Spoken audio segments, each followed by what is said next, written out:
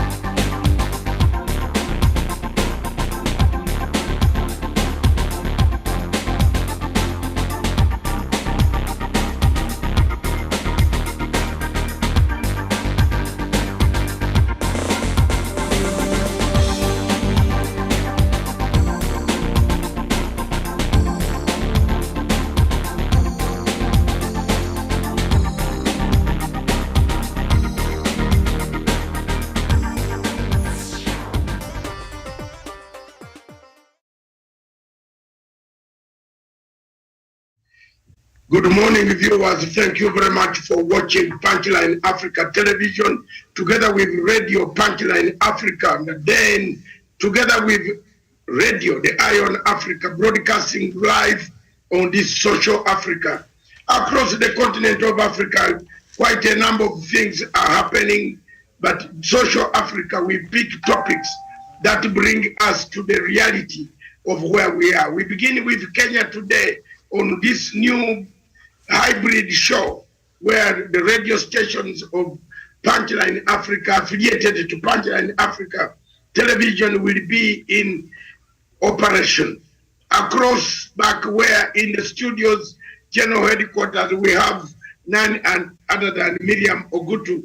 Good morning, Miriam. Edok, a very good morning to you, and nice to see you today. We missed you yesterday and the other day, and of course, good morning to our viewers. Thank you very much, Miriam. I'm back here, and bad news, breaking bad news from my capital city in Kampala. Miriam will give us details of that blast that has taken place in Kampala. Good morning, all of you. But back to the radio, the Eye on Africa. It's an African radio, the Eye on Kenya, the Eye on every country on the continent of Africa plus the diaspora. Good morning, all of you. Then we have Sharon Gitonga across in Nairobi. Sharon, good morning. Thank you very much, Dr. Matanga, and a very good morning to you at the Political Command Center, and to Miriam right at the headquarters in Nairobi, and to my colleague panelist Samuel Tawish, and to all our viewers watching us, whether it's their morning, afternoon, or evening in Africa and across the globe at large. Good morning. Good morning. Thank you very much, Miriam, and all of you. Thank you very much. Across in Narok, we have none other than Tawish Olesesana. Good morning, Tawish. Very good morning to you, Dr. David Masanga. Good morning to Miriam Ogutu at our communication headquarters. Good morning to my sister, Sharon Gitonga, and all our viewers watching this program and also listening to Radio Punchline Africa. Indeed, it's a great pleasure to join you on this program. Good morning, Dr. Ari. Good morning, Tawish. Thank you very much. This show is going to be quite different, Tawish. We shall begin with our numbers. I think we are going back to where we were before to see whether we can find our roots. Let's have numbers, playing a bit of music, and we invite our listeners to listen to some of the numbers that are here.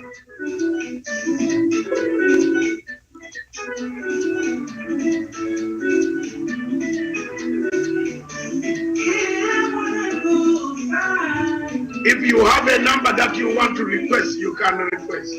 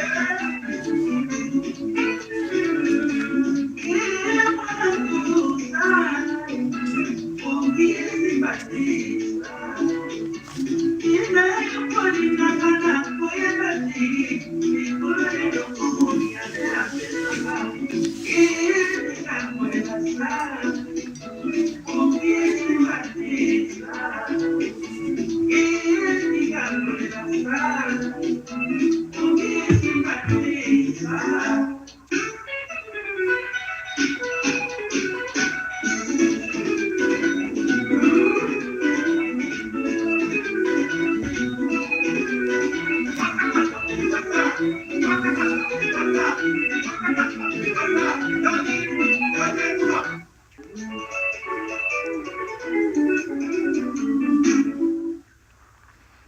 you very much. Back to the studios in Nairobi.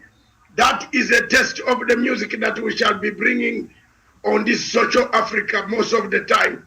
Let's go back to Miriam Ogutu in the studios with the breaking news coming from Kampala. Good morning, Miriam. All right, Doc, a very good morning to you. Indeed, some very disturbing news coming from Kampala, Uganda this morning.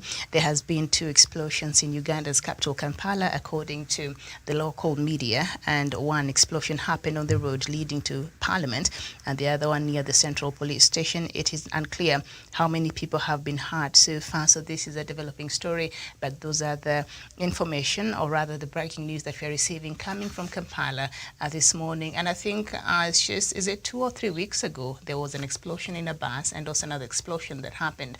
So in a span of 2 months, we've seen perhaps, is it about time, Uganda really started getting worried about the imminent threat of, terror that perhaps has found its way to Uganda right now, Doc. We used to be there as a couple of years ago. It seems, Uganda, Al-Shabaab maybe. They've not said who has carried out the attack. As we have said, it is a developing story. And what could be the motive of these attacks, perhaps, from Uganda? I think we can't speculate until the official statement comes from the Kampala authorities.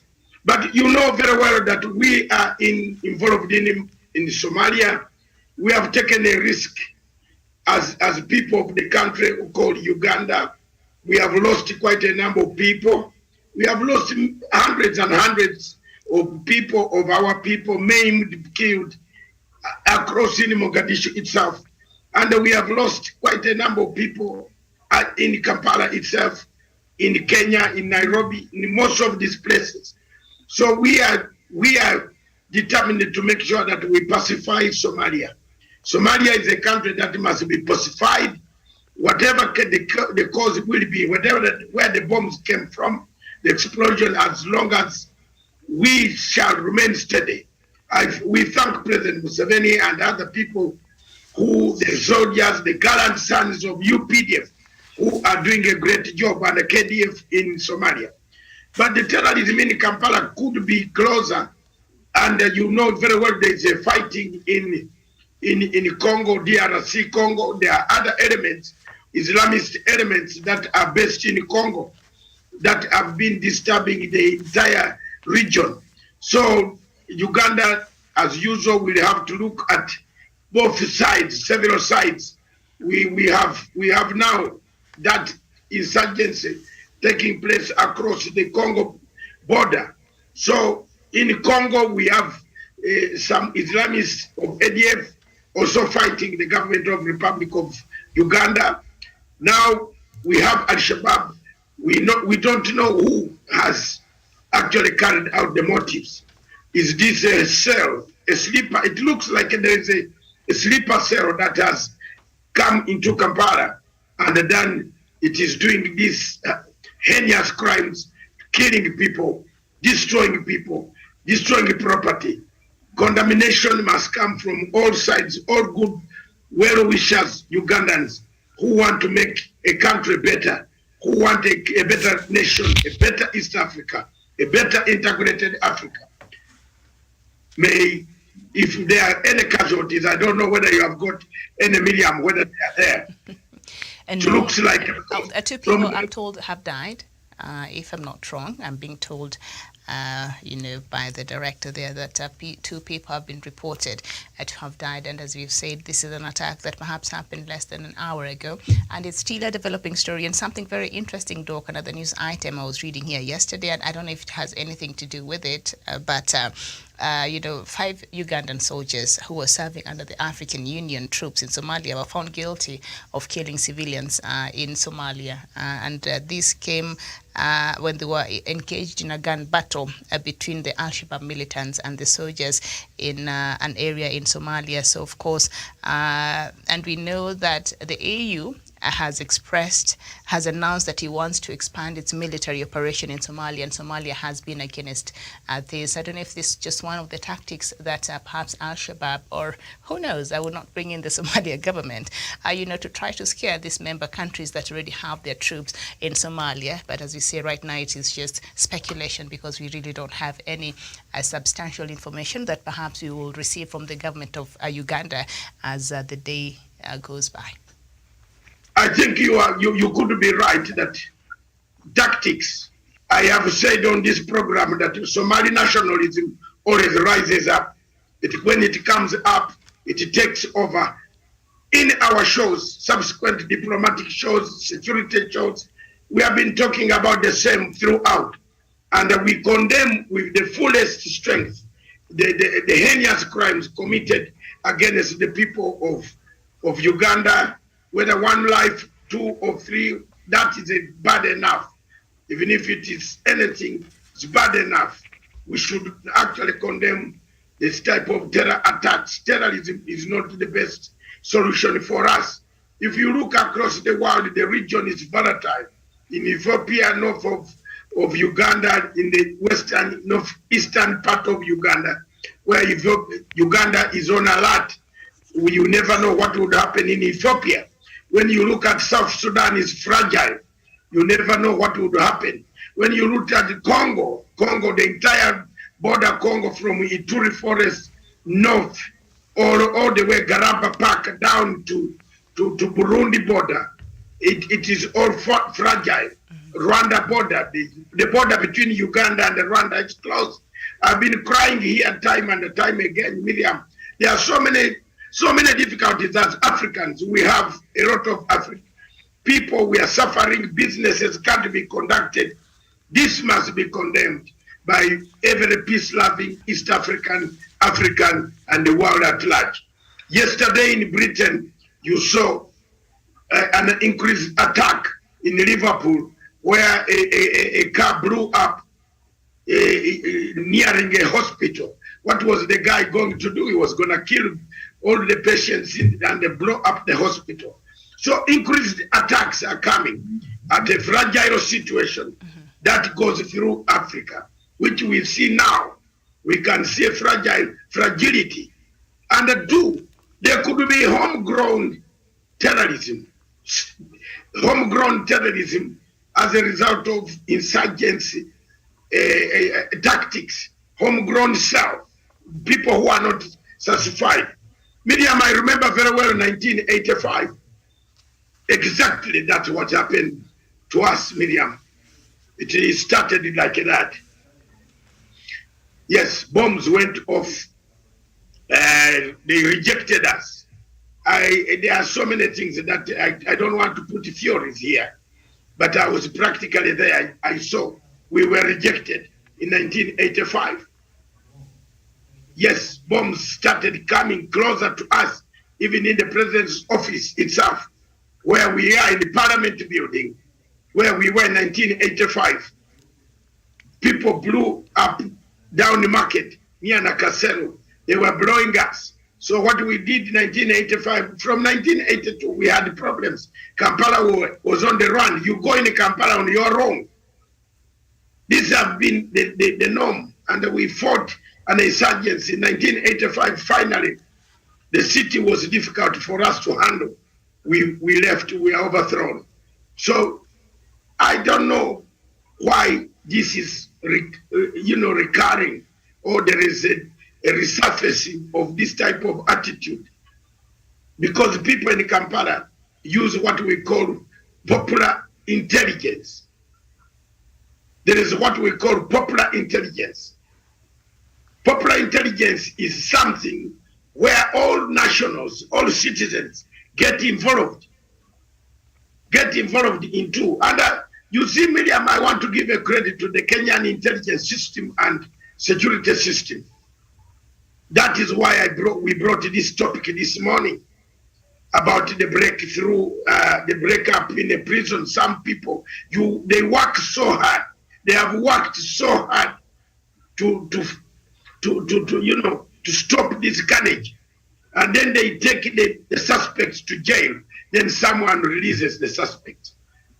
Surely it doesn't go God very well, and that is my observation. But we wait for the official announcement from the Kampala government who conducted the attack. We shall then come back to you in other news at 3 p.m. Across any comment from Tawish, I can see welcome Pamba Mukanga. Pambe Mukanga, welcome Radio Punchline Africa. Right, can you give us a taste of what you are going to bring to us as we go to Tawish, please? Are you listening to me?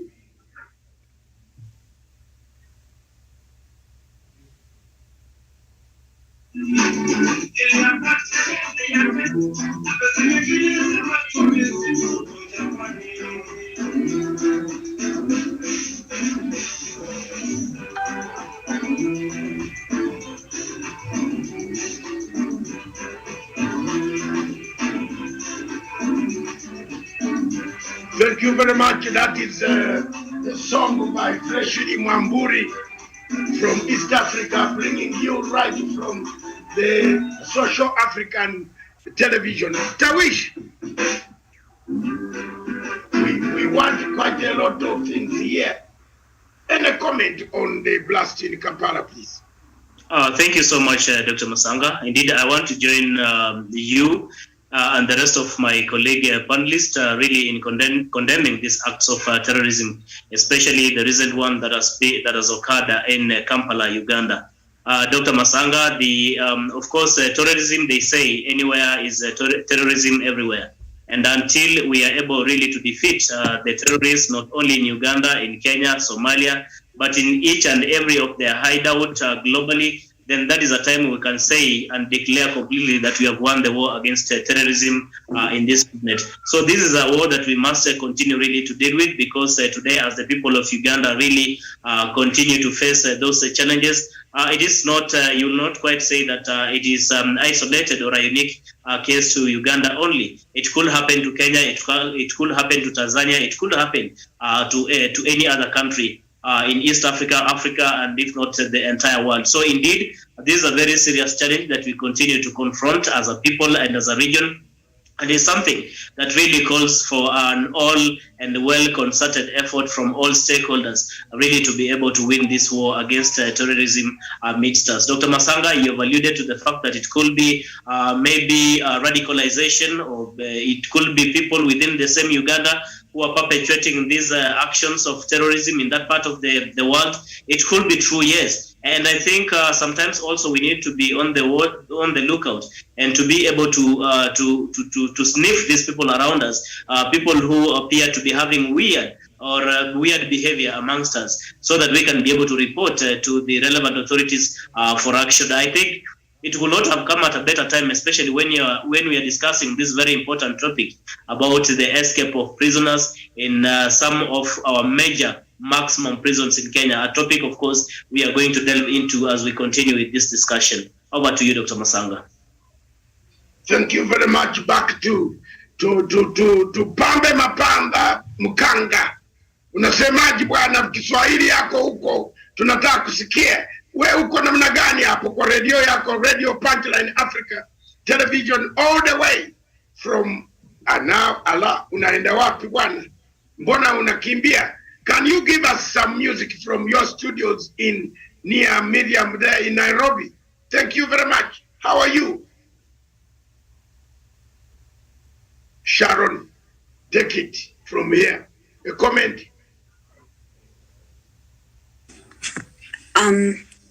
Thank you very much, Dr. Matanga, and to all, Samuel Tawish, for your sentiments.